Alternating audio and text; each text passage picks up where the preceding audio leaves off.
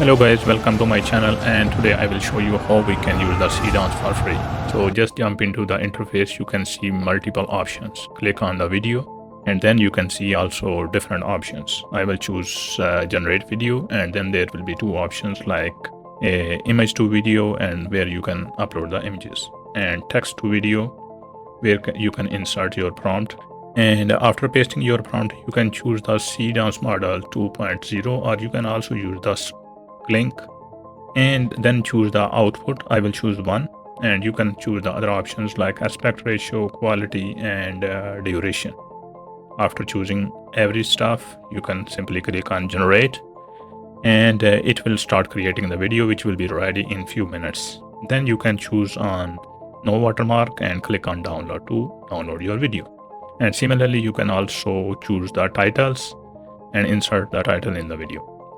So the website I am using is Wizstar, which you can log in using your Google account. Thank you very much.